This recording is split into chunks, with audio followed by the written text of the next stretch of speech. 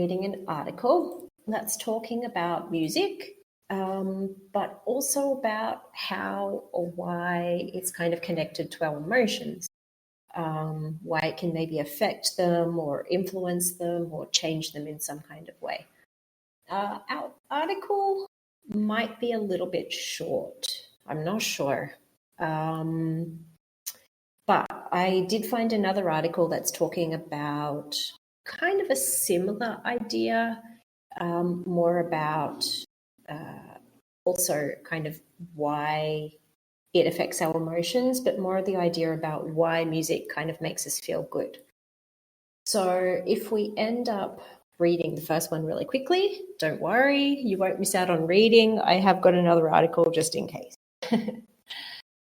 So let's get started. I'm hoping this might be interesting to talk about on Wednesday as well. I don't think music is something we talked about so often in these sessions. So I thought maybe this was a good opportunity to maybe share some kind of music we like as well. One more. Hi, Fernando.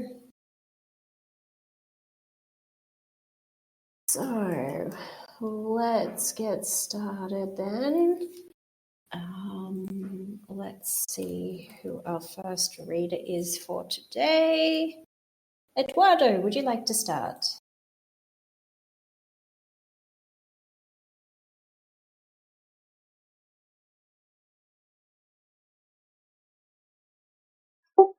Thank you. With music as a outlet to our emotion. In with dogs, music hacks or hooks hacks who acts even first as some projects act they hear seen whether it is the feeling of authority in a club or the Honelix try to hack a heart-breaking hijack. Music can cook us to the core, expressing emotion, Morse, talking clicks, hacks, word, evil can. But as our reader feeling points out, the reason for this are far from obvious. It's clear to me the apple of hacks it gets all the stuff above anticipation, surprise, fulmex to expectation.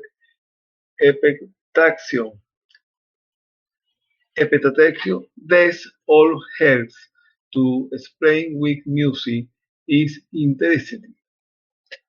Backed with its movies, who assumes in click level remains is mysterious to me as explained in an email to thank you the BBC Future team. Thank you very much. Would you like to read one more paragraph? Yes, music uses auditory case or dog it hacks damper minutes. Posing the question, whose feeling is good company, even the father of a evolutionary theory, Charles Darwin, was stupid with our musical faculty, carrying it one of the most mysterious with Winwick humanity is downwards. Some thinkers, some are the cognitive science. Stephen Picker has even questioned whether it has any particular word at all. It is wings. We like music because it's the correct song of the more important faculty like patterns recognition. It is itself y 6 y as no values y the max adultery cheesecake. Thank you very much. Thank you. Okay, let's have a look at this part here. Questions, comments?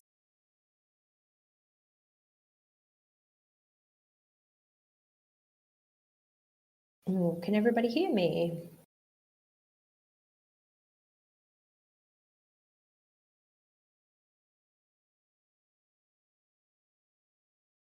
Okay, looks like Nadia might have an issue. Eloquently. What does eloquently mean?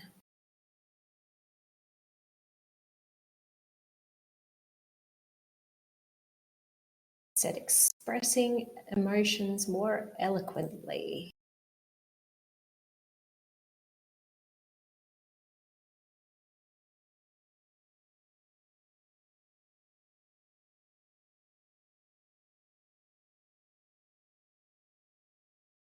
If you do something eloquently, how do you do it?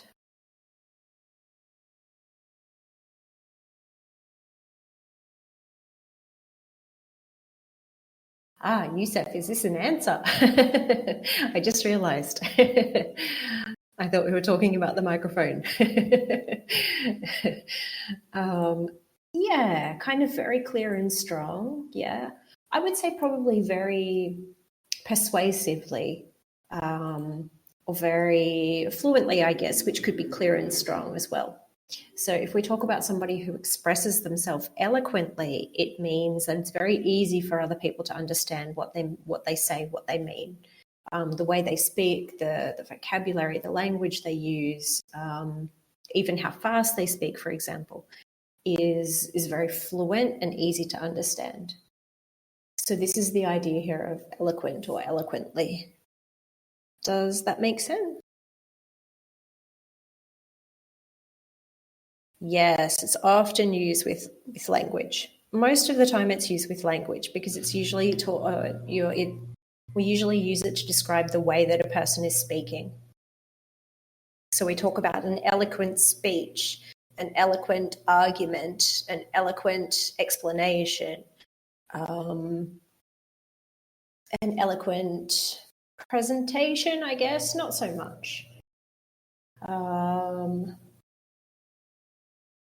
But the idea is that you're communicating something very well.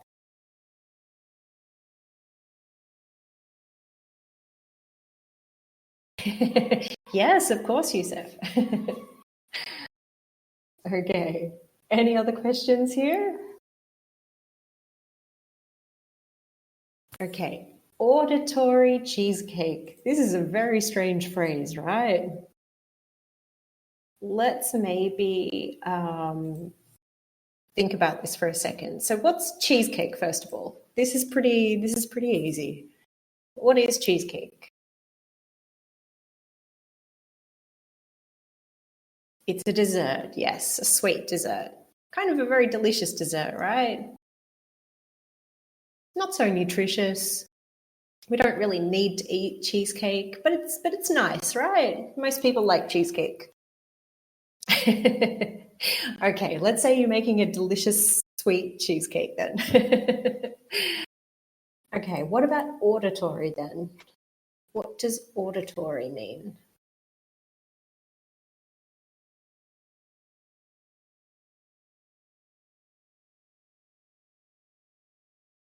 Not so much about audience, no. Yeah, it's related to audio. And audio is related to what?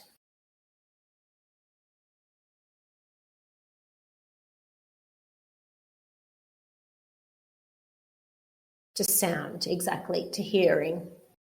So whenever we talk about auditory something, we're talking about something related to hearing or your sense of hearing.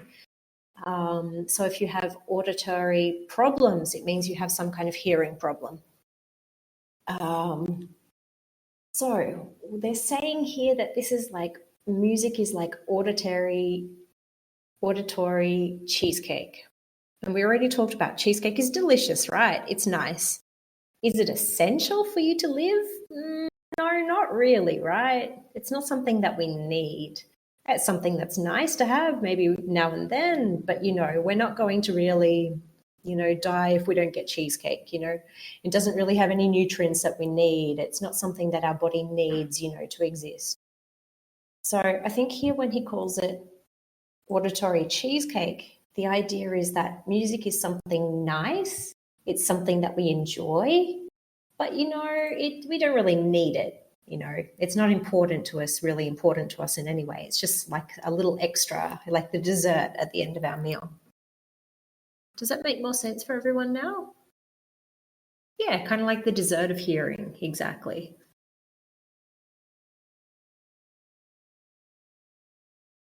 Okay, great.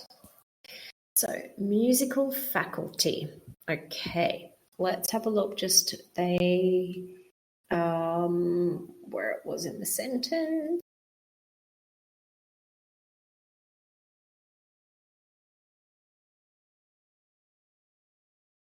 Okay. Charles Darwin was stumped by our musical faculty. What do you think they mean here?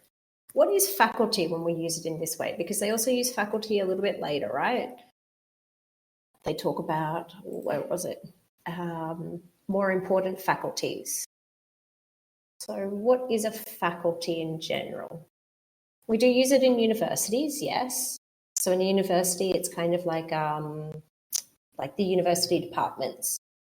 It's like when you group some of the different areas together. So you have like the faculty of science, the faculty of arts, the faculty of music, the engineering faculty, exactly. Here it's a little bit different though. What about when we're talking about people and people's faculties? What are these faculties? Capacity or ability, exactly. So it can be some kind of skill that you have, it can be some kind of ability that you have, some kind of power that you have to do something, capability that you have for something. So when we talk about musical faculty, we're talking about kind of a musical ability that we have. Is that okay now?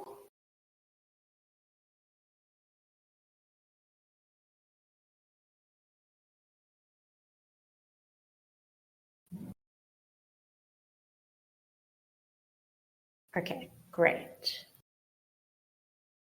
Other questions in this part?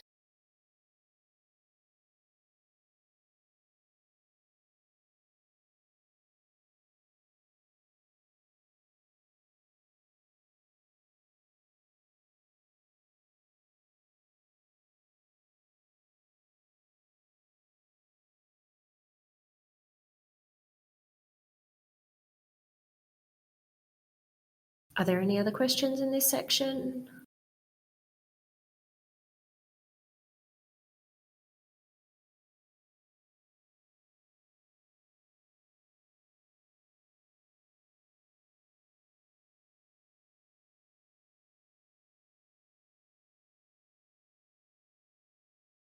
Yes, no?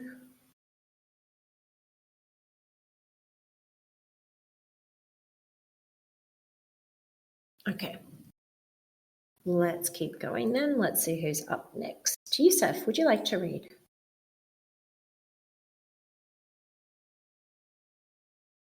Thank you. I hope you guys can hear me very well because you know my internet. Okay. Yet, if they were true, human beings across the world would be spending an awful lot of time on an activity that has absolutely no inherent value. If you think you are obsessed with music, consider the Babinga people from Central Africa who have elaborate dances for almost every activity, from gathering honey to hunting for elephants. The anthropologist Gilbert Rouget, I believe it's French, who lived with them in 1946, found that sleeping through the ceremonies was considered one of the greatest crimes. It cannot be more clearly stated that singing and eating are equally necessary to stay alive. He wrote for he wrote, for this reason, many people, including myself, struggle to believe that music was simply a small, incidental soundtrack to the human story of evolution. Fortunately, there are alternative theories. One popular idea was that music arose from sexual selection, like the peacock's tail. It's a sexy display that makes you stand out from your rivals. The evidence is thin, however. A study of 10,000 twins failed to show that musicians were particularly lucky in that, though Mike Jagger and Harry Styles may disagree. Okay. Others. Thank you. Okay, thank you. Sorry. No problem. Okay, let's have a look at this part here. Aha, Constantine, you found the part that I was going to ask everybody about as well. Tail or tail? Yeah, this is why sometimes you have to be careful with automatic correctors, because sometimes if the word exists, they won't tell you that it's wrong. And this is one of the examples of it. So we've got two tails here. Does anyone know, or can anyone tell me what's the difference between tail, T-A-L-E, like they've got written in the article, and tail as in T-A-I-L? I'll give you a clue. The one that they've used in the article is the wrong one. So if you know what a peacock is and a peacock's tail, then maybe you can work it out. Okay, yes. T-A-L-E is a story, especially an old story that's kind of been like passed down through different generations. An imaginary story, yes, good. So what about the other tale?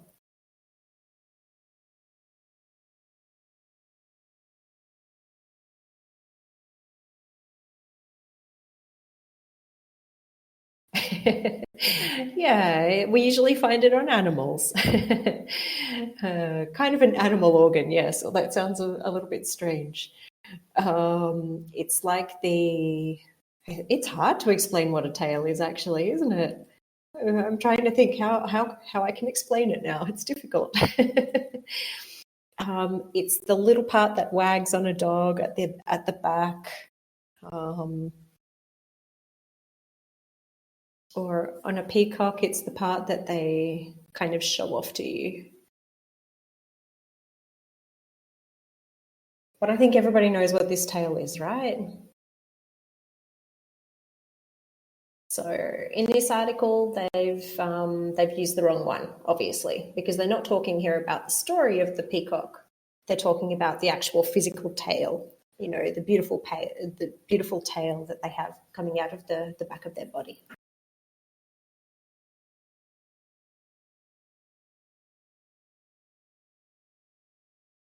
Okay. Apart from our problem here with tail and tail, are there any other questions here?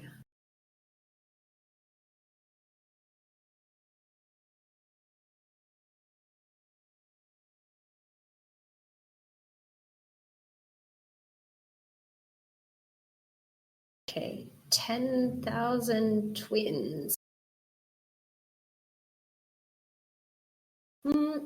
Actually, I'm not sure if we can call a tail a limb. Usually with limbs, we talk about like arms and legs. So I'm not sure if a tail can be a limb.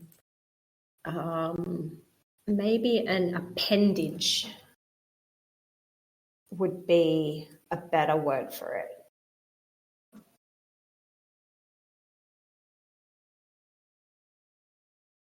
Okay, so we've got a question here. It looks like it's about twins. So yes, twins we use for siblings, okay? Twin is always used for two siblings who were born together at the same time, okay? So they have the same birthday. Here in the article, okay, the reason why they used a study of twins, because it's pretty common actually. There's a lot of different studies that they do on behavior that uses twins. Why? because they can separate the twins and do the same test on them or different tests on them, for example, and be able to compare between them a lot better. When you think about twins, you've got two people who have the same exact age, have the same genetic makeup, were raised in the same household. So a lot of the differences you would have between two different people aren't found in twins, okay? Because they have a lot of their background is the same. So they do a lot of testing on twins because they can test, for example, one medication with one and one medication with another and see if it makes a difference. And if it makes a difference, it's easier for them to say, yes, this medication made a difference, because they've already ruled out a lot of those other things that could have made a difference between those two people, if that makes sense. So here, the musicians, probably what they found where they used twins, where maybe one of the twins played music or was a musician and not the other one, okay? And then they compared maybe how lucky in love both of them were. Does that explain that part for everyone? Difficult criteria, yeah. But based on this idea of twins and knowing how they do other kinds of research using twins, this would be my guess. I haven't looked at the research, so I don't know this is exactly what they did, but this would be my guess about why they used twins and how they actually did it.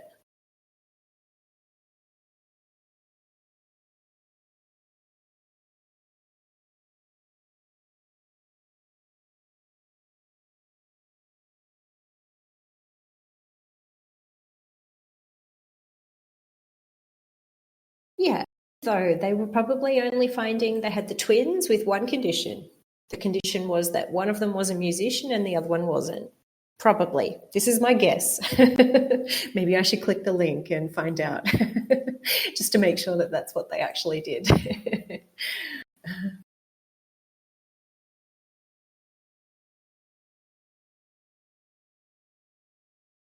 Oh, okay. The link is only for a journal. It's not actually for that specific article. So that's maybe a little bit hard to double check. Yeah, that's going to be a little bit hard to double check. I maybe can't do that right now. But is everybody okay with that explanation? It makes sense?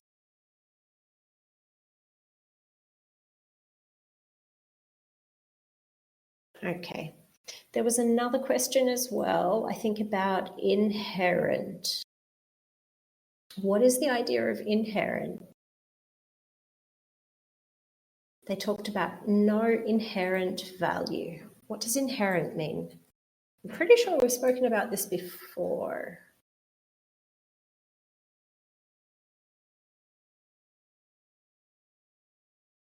Yeah, something that is inherent is something that you were born with.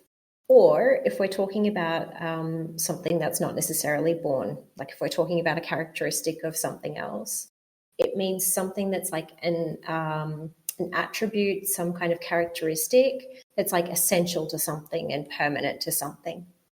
Intrinsic or built in, those are other good synonyms that you could use as well. You could also think of it as like fundamental or ingrained.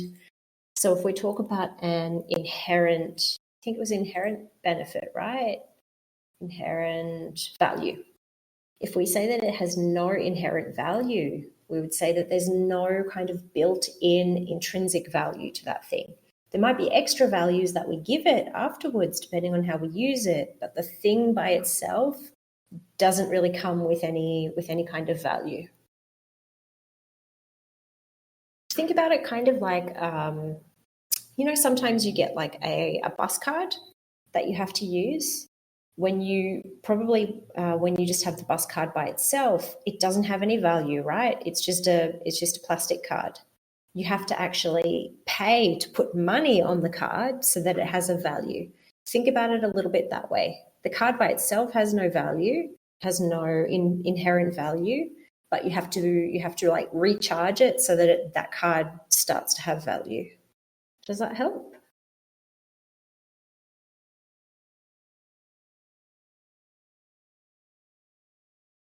No?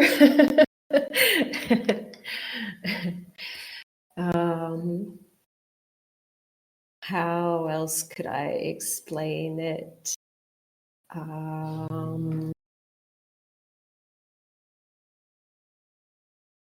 Think about it as by itself. They're saying they think that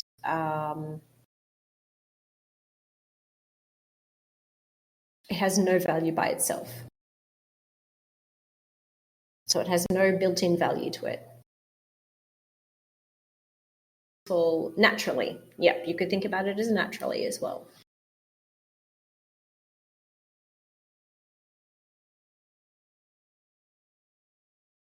Okay, fantastic. We got there. Are there any other questions in this part?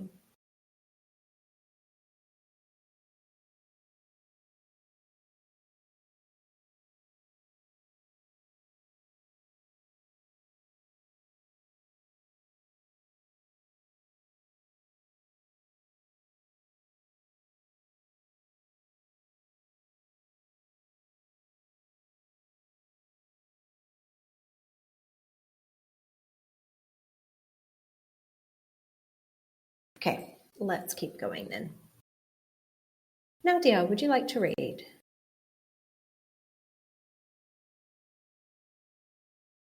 Yes, thank you.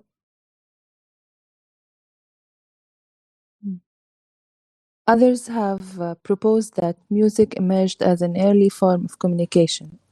Certain motifs in music may, in fact, carry some of the signatures of the emotional calls made by our ancestors.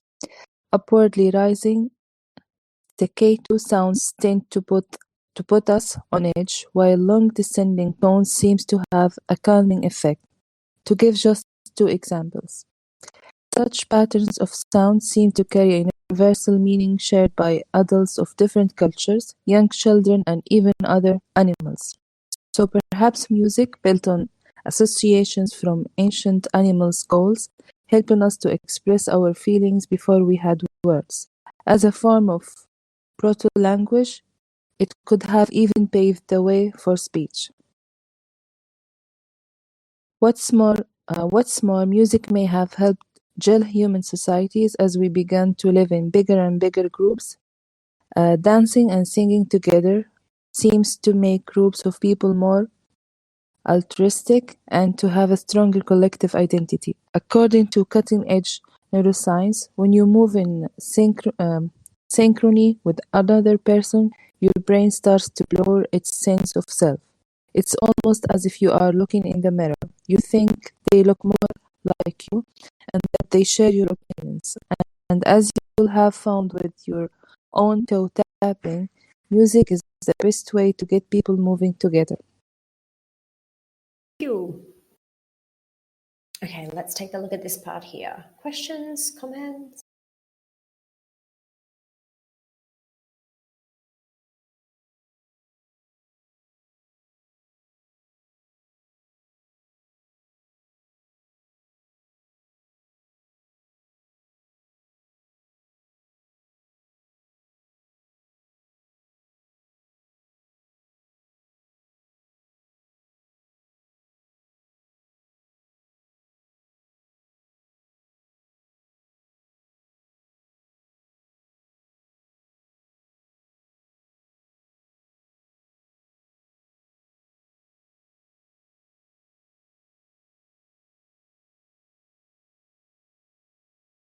Very quiet. So either everybody's very, very busy rereading, or you have lots of questions, or you have zero questions.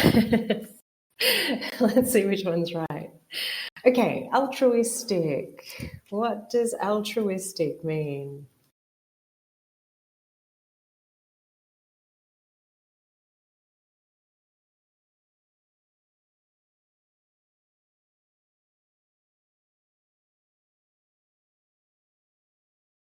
necessarily thinking of others more than yourself, but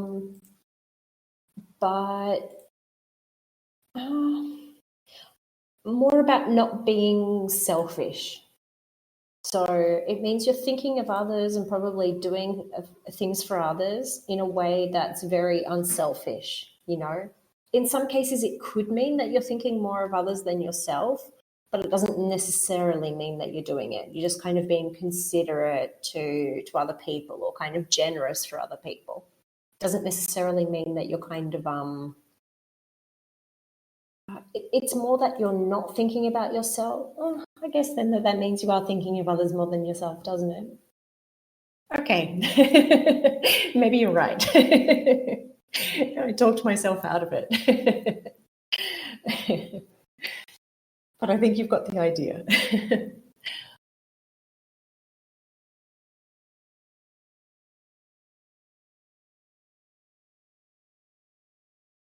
Yeah, it's a good characteristic, yes. And that's why I said that it's not necessarily about, you know, putting other people before you. It's about maybe thinking about others, but not necessarily hurting yourself in the process.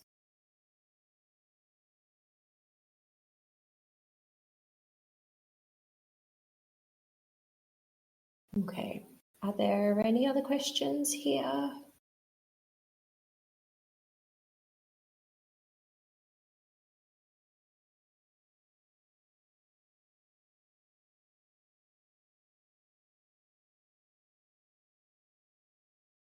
No.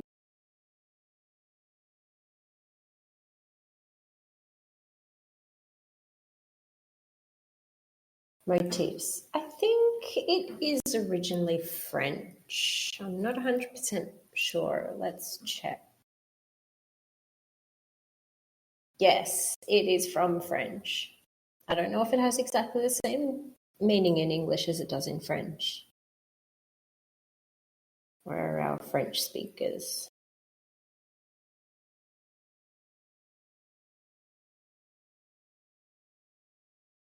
Yeah, it's kind of like a pattern, especially the way that they're using it here as well.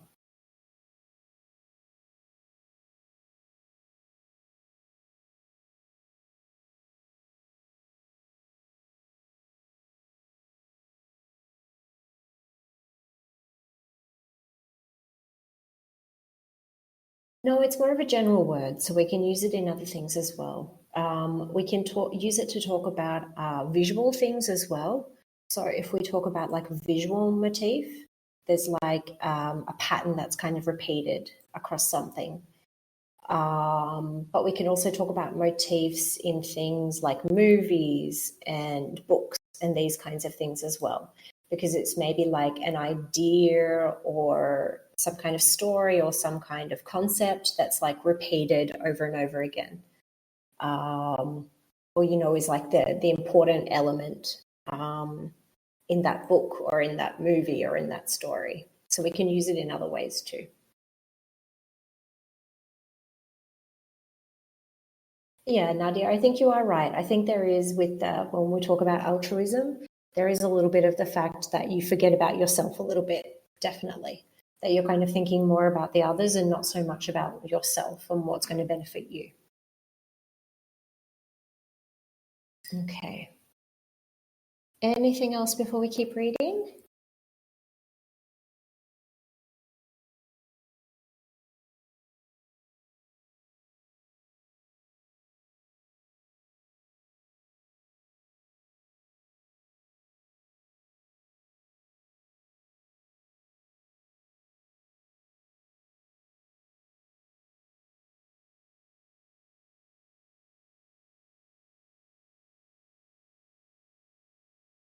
Okay, let's keep going then. Fernando, would you like to read? Yes, thanks.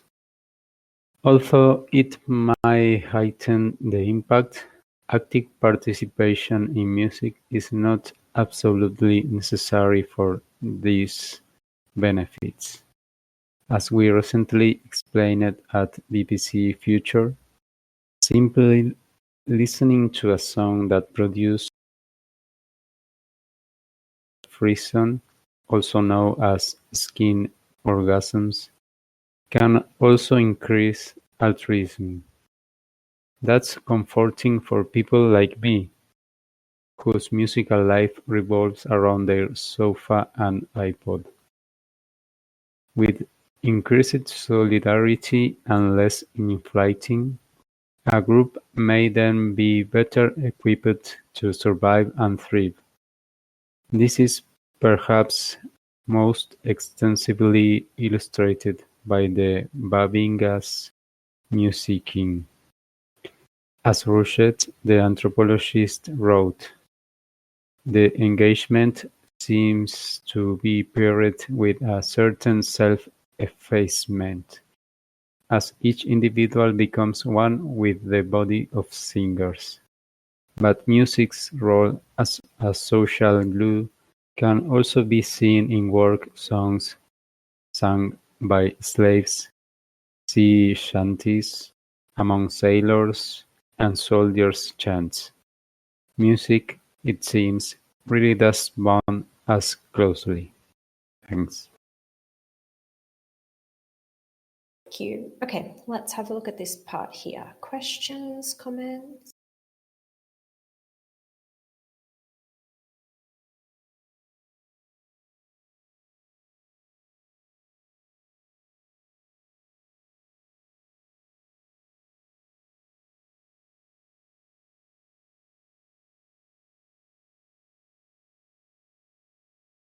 Okay, self-effacement.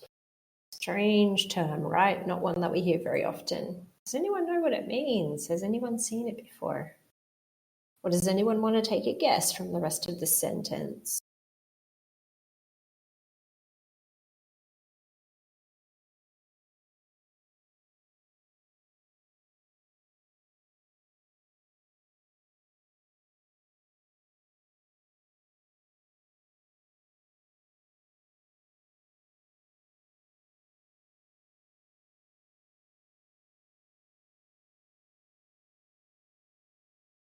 Okay. I think it could be a little bit similar to depersonification in a way, because the idea of it is that you're not bringing any attention to yourself. Maybe humility is a bit of it as well. I think the idea really is that you're kind of not standing out in any way. So you become part of a whole instead of standing out. Think about like when you have a team, for example, or something like, hang on, let's see, maybe this is a good example. Something like a choir, for example. Usually they're all wearing the same kind of uniform. Like if I show you this, for example, when you kind of just look at them quickly, nobody really stands out, right? Because they're all wearing the same uniform. They've all kind of got like the same color hair. They don't really stand out at all, right? That's the idea of self-effacement. You can see them together as like one big group. You don't see them as each as like little individuals, if that makes sense. It just looks like one big group. So it's kind of that idea.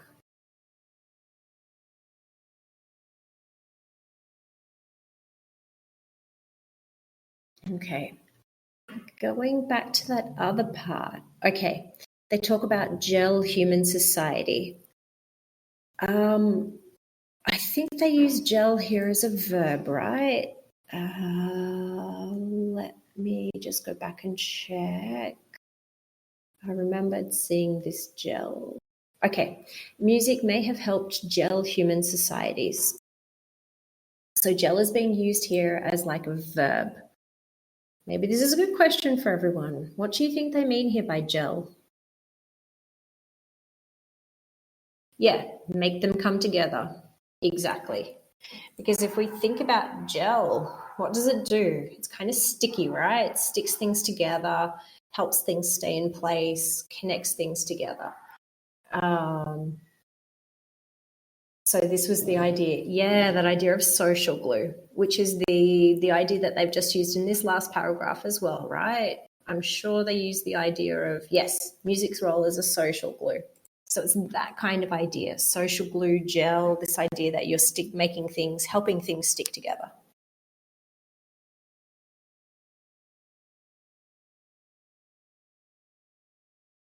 Okay, great. Are there any other questions in this part?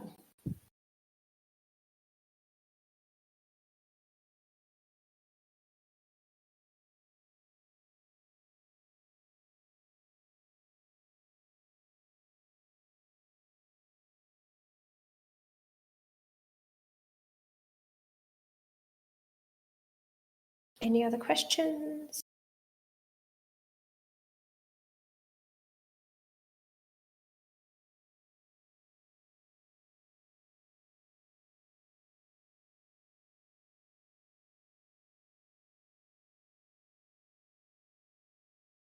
Shanties.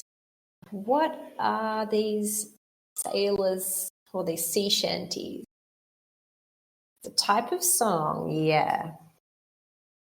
It's actually quite funny because in the last few years, they actually started to get popular again. I don't know if I can. I don't know the name of any though.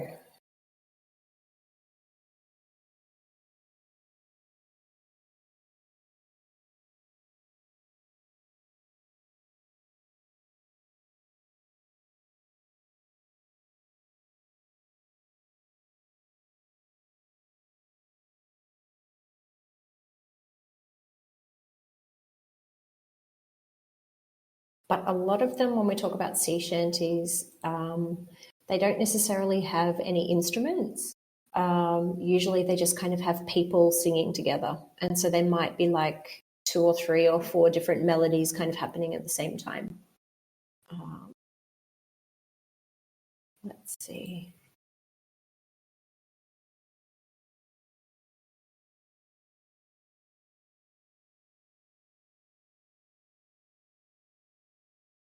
Okay.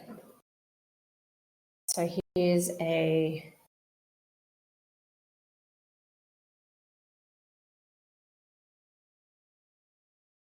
the one before that we saw in the rugby team. So it's maybe an example of like songs that would come together, but that's probably closer to like a soldier's chant.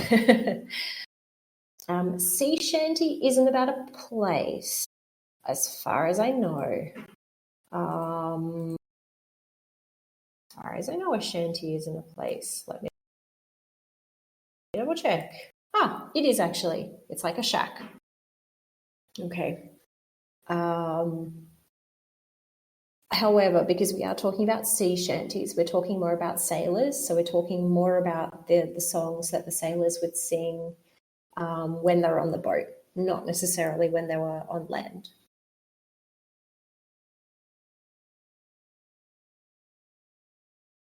Okay.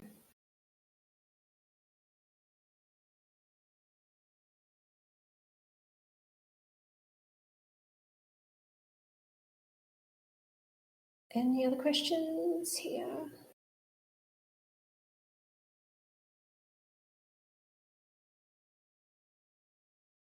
Yeah, basically a lot of these, because if we have a look at the other examples they gave here, it was that singing that you do while you're working, kind of help pass the time, and it creates that sense of togetherness as well.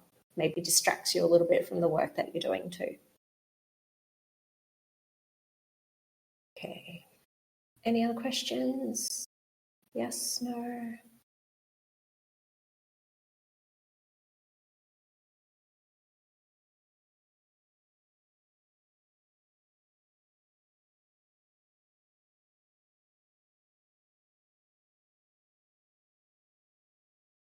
Okay, let's keep reading. Constantine, would you like to read?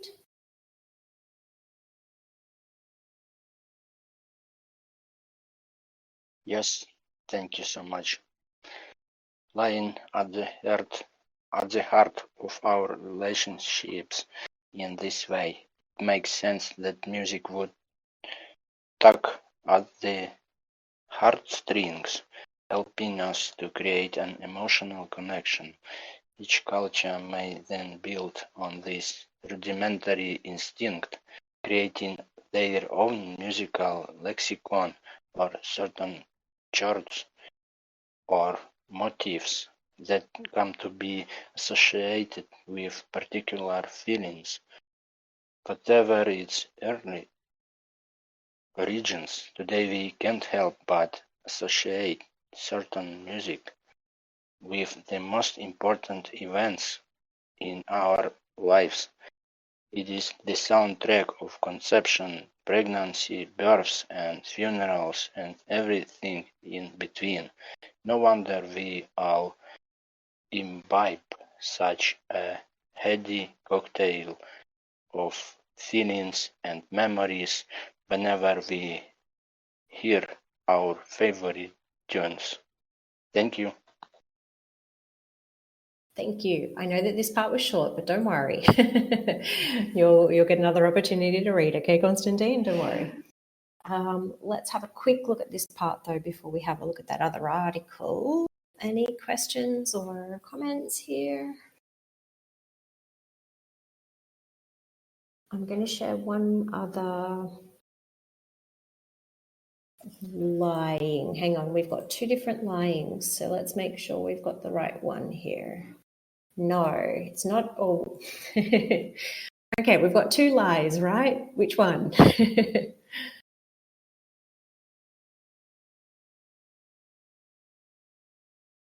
Yes, this would be the one related to resting. Okay, so when we talk about lying down, it's not lying as in not telling the truth. Okay. So when we say that something lies at the heart of something, we mean that it's found, it's kind of resting, or it's placed at the heart of something. I'm going to share another, oops, that's not what I wanted to share. I already shared that. While I find that properly, rudimentary. What does rudimentary mean?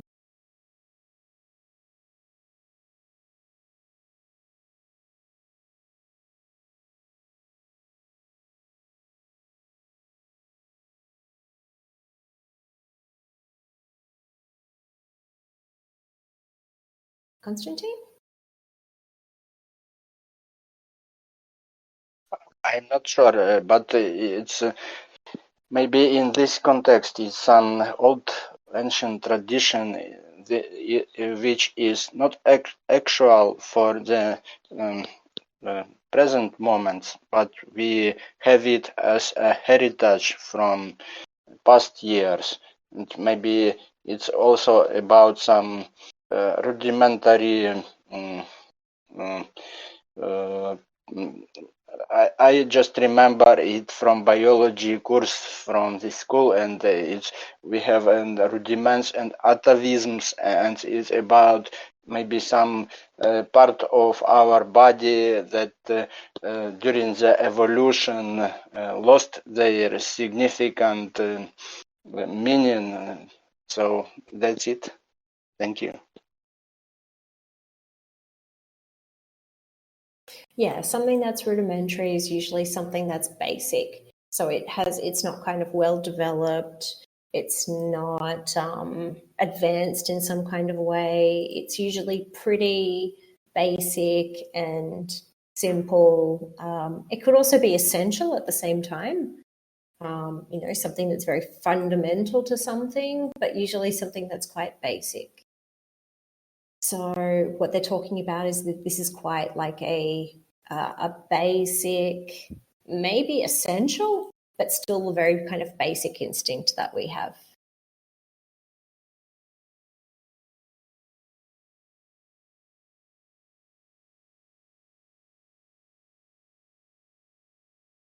Okay, excellent. Are there any other questions here? I also put another link that may make more sense about sea shanties. It's one that actually became pretty popular, I think, I thought it was last year, but it's telling me that it was this year. But it's one that I've heard a lot on social media, and a lot of people kind of singing it, learning it, using it for videos, that kind of thing. So it gives you a little bit of an idea of what a sea shanty can sound like I guess a more, it's not really a modern one. It's an old sea shanty, but it's been redone. Is there any other questions in this part here?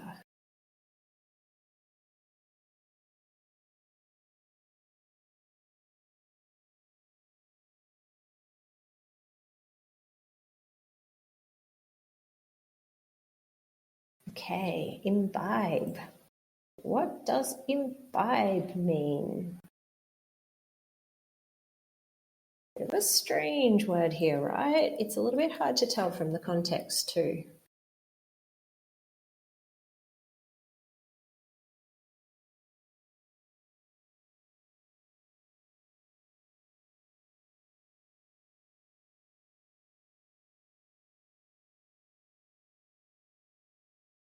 Yeah, imbibe basically I would usually use as drink.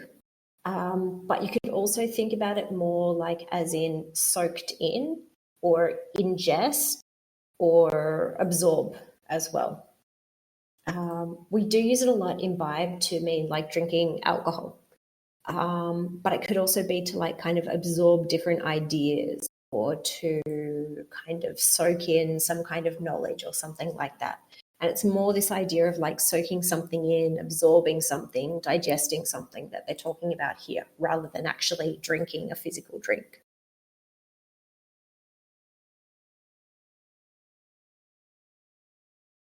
Okay. Going to your question, Nadia, about conception. Okay, here are they talking about from the rest of the list, because we've got conception, pregnancy, births, and funerals. We're talking here the conception of the baby. So we're talking about the act to create the baby in the first place. Hopefully that's clear enough. Okay, great. Any other questions here?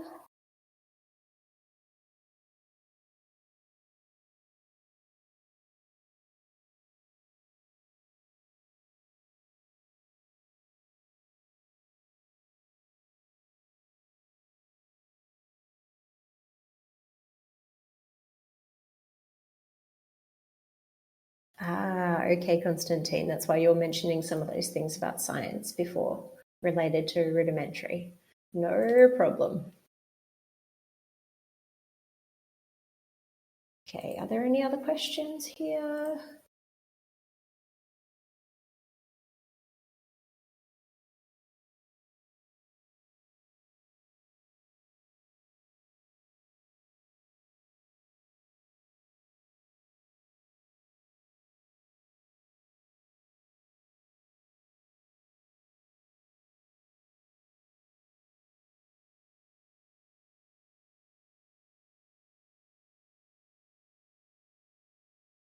Constantine?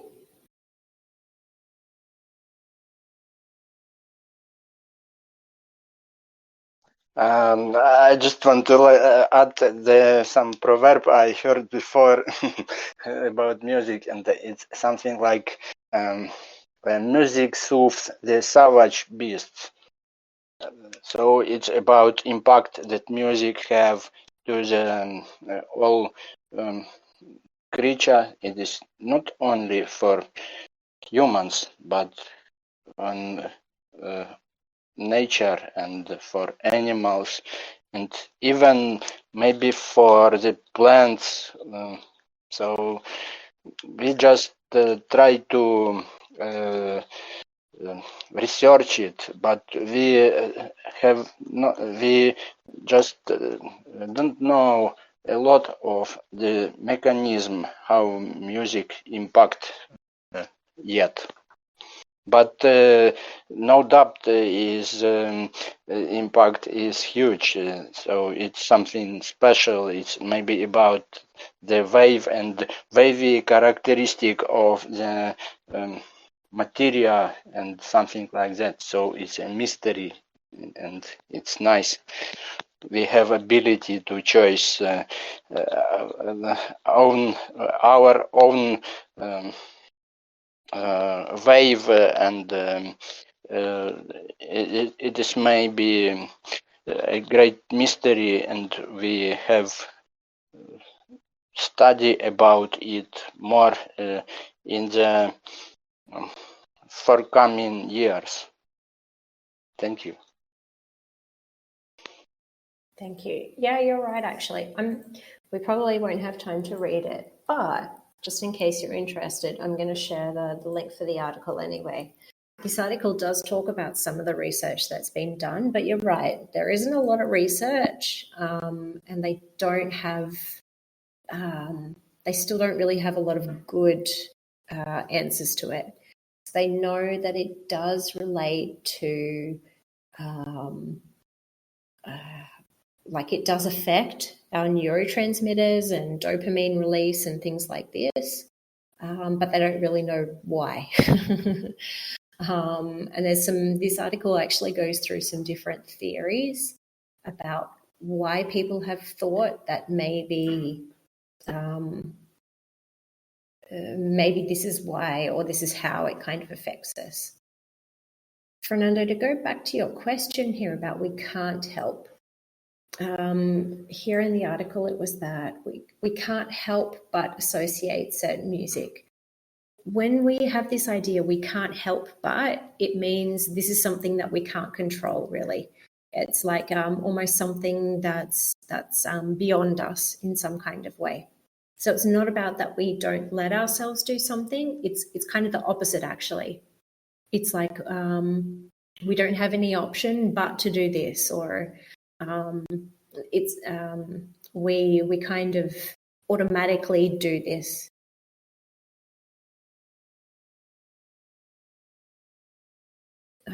So we use it maybe to talk about some of those automatic reactions we have for things that we don't really control. So, for example, I can't help but smile when I remember the compliment they gave me. You know, it's that you know, without really even realizing it, it makes you smile. It's not something that you're controlling or you're deliberately kind of doing. Yeah, I think if you think of it as something out of your control, I think that's the best way to think about it. It is a bit of a strange construction, though, I know.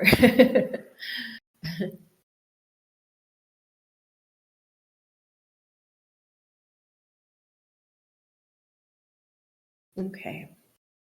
And on that note, we might stop here for today.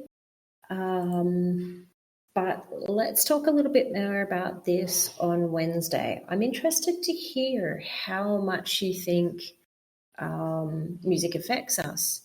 So, you know, how important do you think it is? Do you think that it is just, you know, something that we do just for fun, but it doesn't really have any value? Do you think music is important to us? Do you think it has some kind of like purpose? And I thought maybe we can talk a little bit more about music in general as well. So maybe think about the type of music that kind of affects you in different ways. You know, music that maybe makes you happy, maybe music that makes you feel sad, maybe that music that makes you happy when you feel sad. You know, let's think about all the different things. And it could be like a genre of music, a type of music, or it could be like a specific song as well. So have a think about it. And maybe we can kind of share some different music and different things here as well. I don't know whether we'll be able to put links, because I know that links are kind of blocked, I think, for some people, but I don't know who. But let's see what we can do. We'll figure out a way. So thank you all very much. I hope you enjoyed the session, and hopefully I will talk to you all again soon. Thank you, everyone. Bye.